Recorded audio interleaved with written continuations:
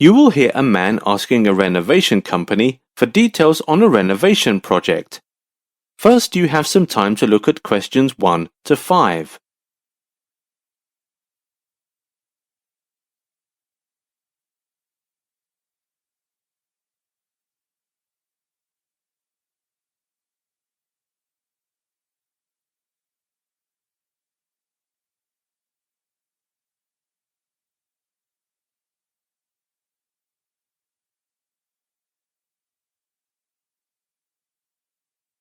Listen carefully and answer questions 1 to 5.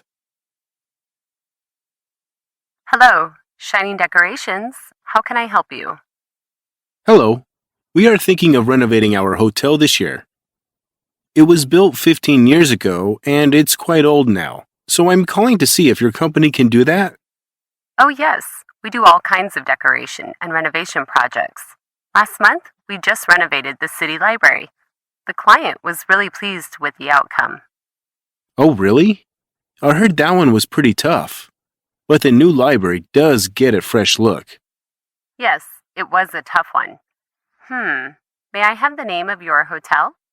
Yes, it's Central Hotel. Should I tell you about some changes we want to make before you come and check it out? Yes, please. I will write them down. Just a moment, please. Okay. What are the changes you want to make? First, the address on our signboard in the front of the hotel is not big enough. We would like to have it enlarged. I see. It's important for the guests to see the information clearly. No problem. Okay. Next is our swimming pool. It's now in the basement. Our guests are not very happy about it. After talking to the designers, we've decided to move it to the roof of the hotel. Oh, that's a big change, as it'll be an outdoor site, but I believe it's a wonderful idea. Yes, our hotel is right beside a river, so it's got a good view from up there. That's true. I'm sure more people would stay at your hotel because of it. It's a very competitive feature. We can do that for you. We have a big lounge on the ground floor where our guests can rest. We don't think we are making the most of it, and my manager said we should use the room for reception. The old one is too small. So you don't need an area for guests to rest? The hall will serve the purpose. All right, I've written it down. Anything else? Before you hear the rest of the conversation, you have some time to look at questions 6 to 10.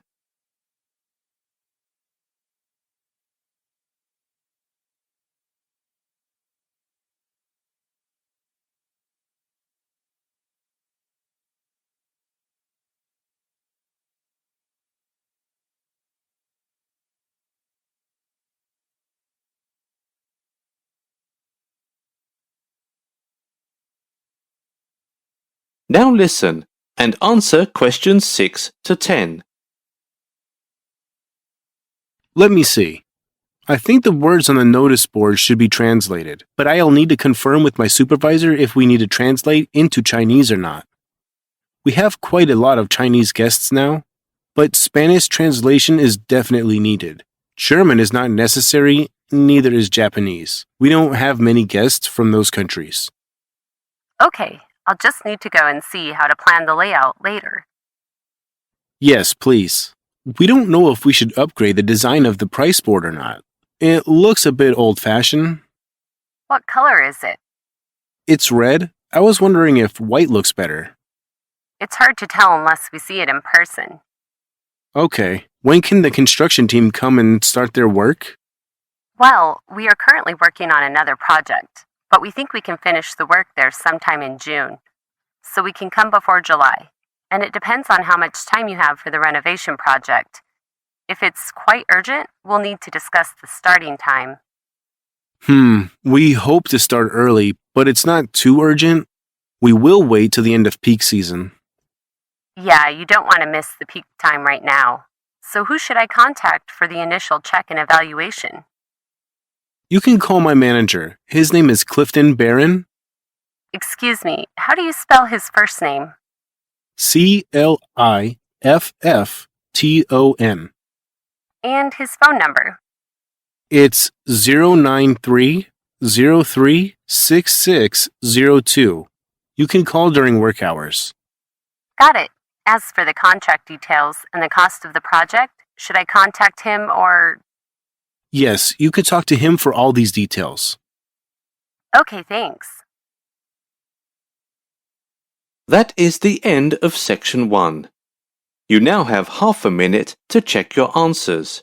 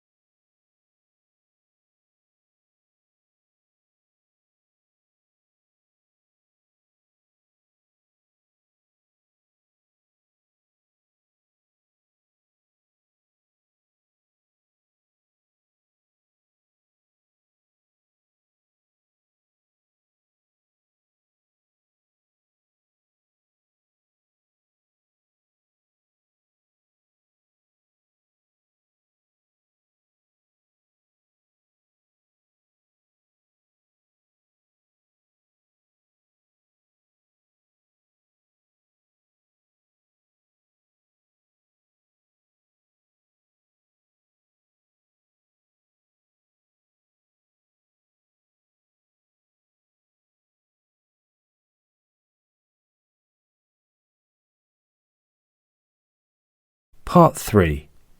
You will hear two students named Amy and Mike discussing Maori carvings. First, you have some time to look at questions 21 to 25.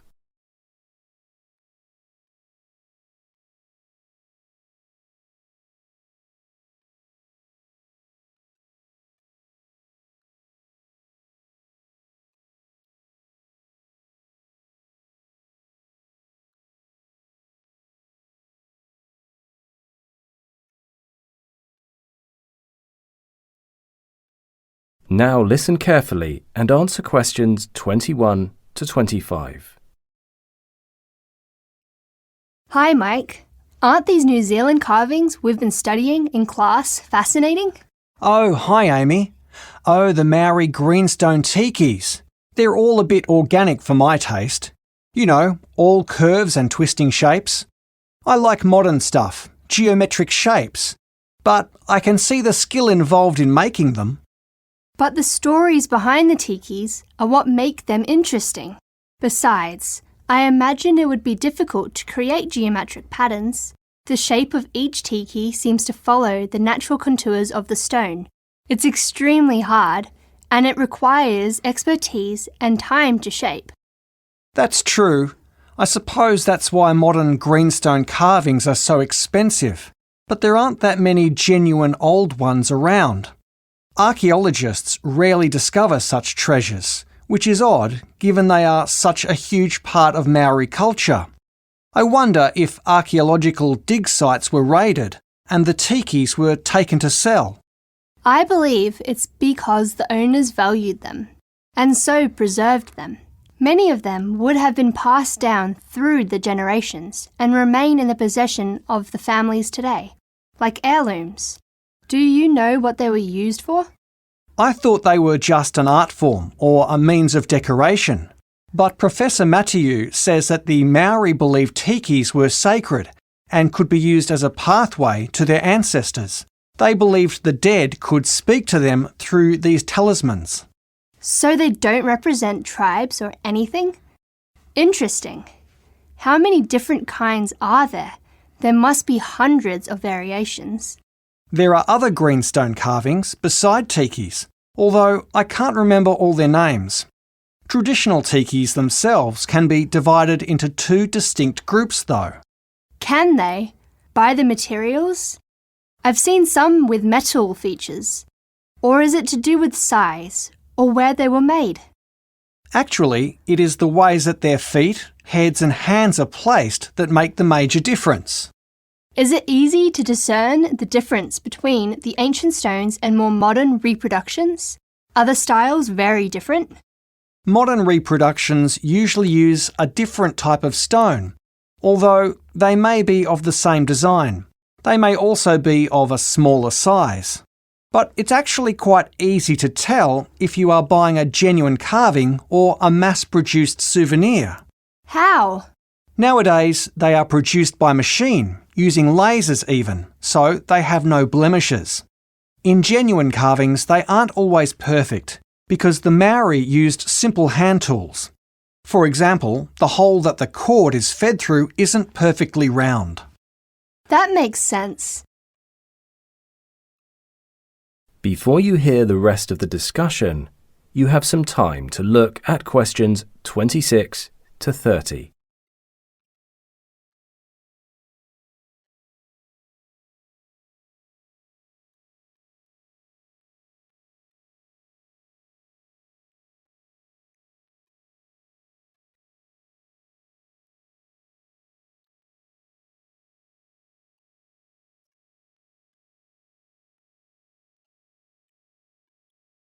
Now listen carefully and answer questions 26 to 30. Actually, it's amazing that they produce such detailed tikis with such simple tools and materials. Talk me through the process. I know the basic shape is carved from New Zealand greenstone. Yes, but first they had to get a blank of the right size. You mean a piece of stone of the right size and basic shape? That's right. They used a hard stone tool, something rough, to wear a groove into a piece of greenstone. After they'd scored it with that, they could just snap it in two. I guess they could have used some kind of hammer though. They repeated the process until they had a piece of stone suitable for what they wanted to carve, usually flat pieces for tikis. Right, because they're fairly small and quite thin. Then they started carving? Not right away. Before they could start carving, they needed an absolutely smooth, flat surface. Nowadays, when we want to do something like that, we'd clamp the stone in a vise and use a sander. But they used a heavy block of sandstone and rubbed the piece of greenstone on it, over and over, to prepare it for carving. It must have been very time-consuming. So how did they cut out the little details, like hands and feet? They had carving tools. They used small chips of stone glued and tied onto a wooden handle. Then they also used a piece of sharpened bone made into a point.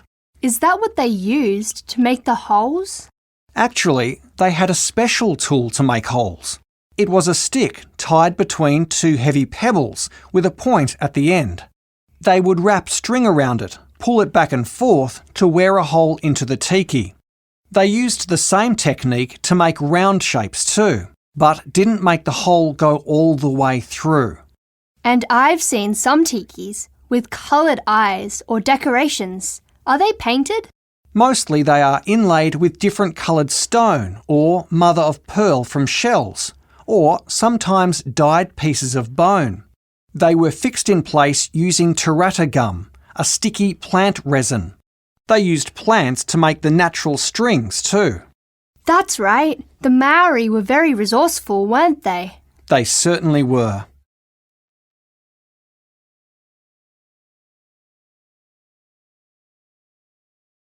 You will hear part of a lecture for students about suburbs. First, you have some time to look at questions 31 to 40.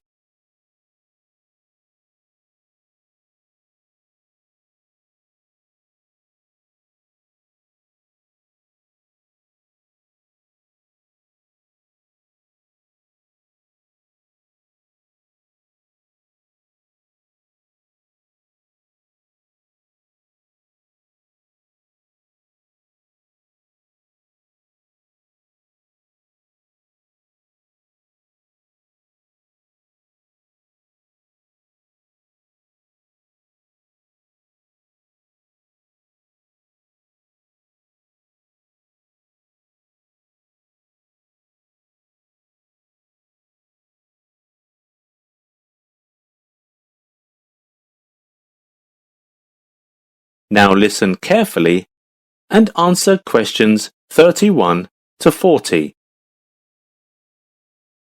In the beginning of human civilization, there were no cities.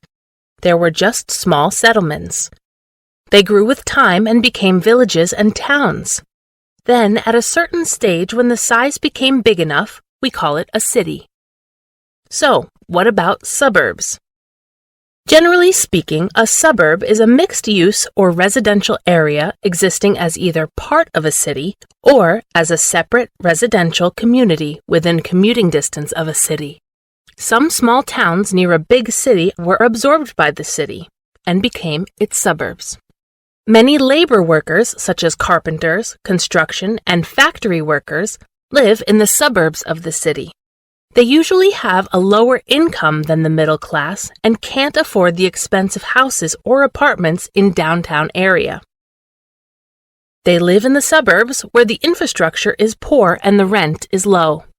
Interestingly, you may also see wealthy residents, most of whom are highly paid engineers, lawyers, and doctors, enjoy their life in the suburbs. They live in the expensive neighborhoods, which are located in the nicer areas. They usually have a very big house and a garden and a garage. Traditionally, many people think that living in the suburbs is less convenient than living downtown, where there were supermarkets, shopping malls, and other facilities. These facilities are not concentrated or even available in the suburbs. Sometimes people there have to travel for half an hour to get to the nearest market or grocery store. Actually, there are many good things about living in the suburbs. For instance, people pay relatively low taxes than people in the city, so they can have a more disposable income. And food is cheaper than those in the cities. Many people have noticed that vegetables and some kinds of fruits are usually produced in the suburbs or transported to the suburbs first before they reach the city. Because of lower taxes and other beneficial policies, it's much easier to start one's own business in the suburbs. For instance, open a cafe or set up a shop. That's why we can see a lot of startups in the suburban region. It could also save a lot of money and effort. Because of the ever-increasing population, now you can see many large-scale housing areas constructed in almost all city suburbs, as there is no room for new apartment buildings or houses in the cities. Outside of many big cities such as London, there are big residential areas. Also, the roads are designed and built much later, so they are usually much wider than the roads downtown. This will provide greater mobility for suburban residents. They can travel faster from one place to another since there are fewer traffic jams, despite the growing number of automobiles on the roads. This is one of the reasons why more people are moving out of the city these years. Yet, the suburbs are also facing some troubles in its development. Many suburbs are usually occupied by houses and residential areas. As a result, there were not enough room for trade activities. Even some supermarkets and small restaurants are suffering from this. People usually have to drive a car to the nearest grocery store. This warns the urban planning department to improve their work and have the vision to think ahead of time.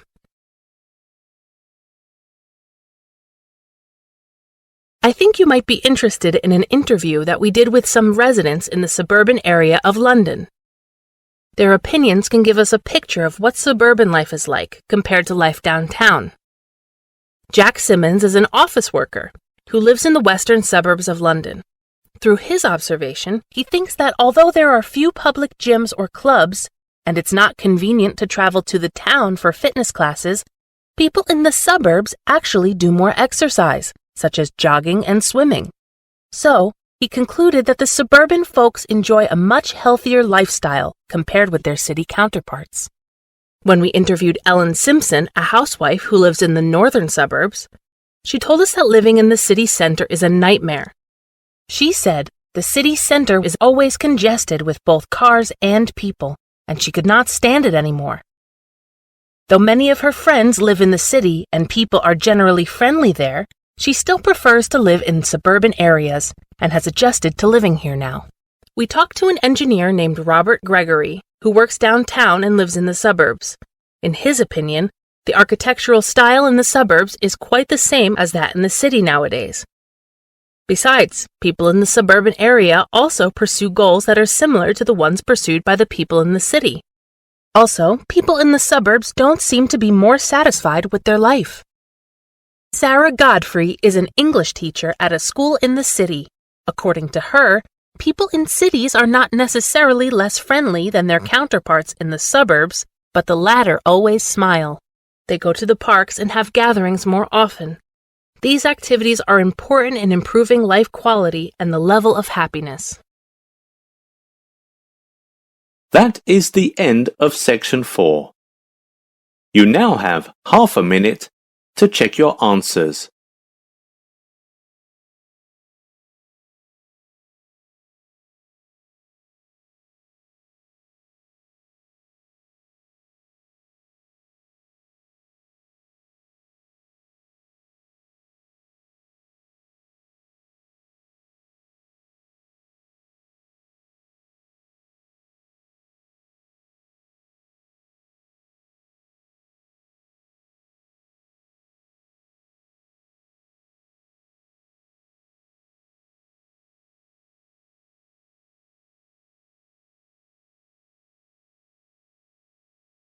That is the end of the listening test.